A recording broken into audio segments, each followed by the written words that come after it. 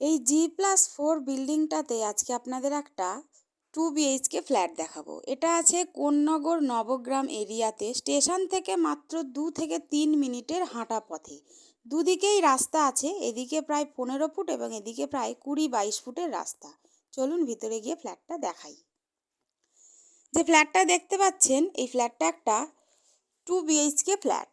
এটা রয়েছে 4th ফ্লোরে, মানে টপ ফ্লোরে। টোটাল এরিয়া আছে 685 স্কোয়ার ফিট এবং দাম পড়বে 17,50,000 টাকা।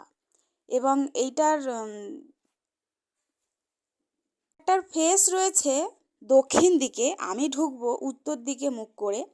কোন্নগর স্টেশন থেকে আসতে সময় লাগবে 2 থেকে 3 মিনিট হাঁটা পথে, একদম স্টেশনের কাছেই। এই ফ্ল্যাটটার ঢুকলেই আপনারা একটা ডাইনিং দেখতে পাবেন।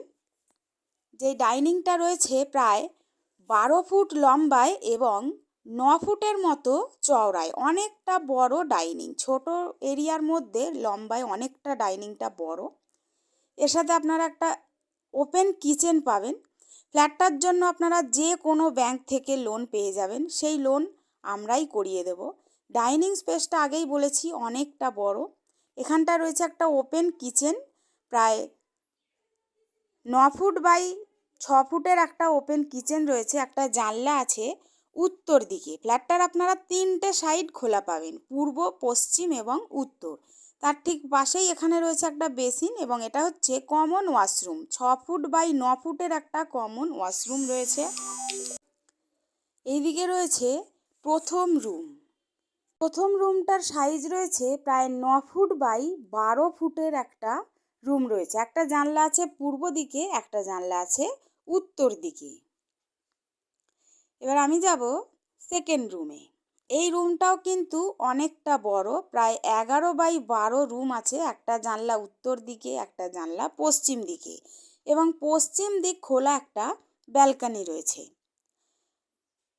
এখানে একটা স্টোরেজের জায়গা, প্রায় 4 ফুট বাই 8 ফুটের একটা ব্যালকনি রয়েছে।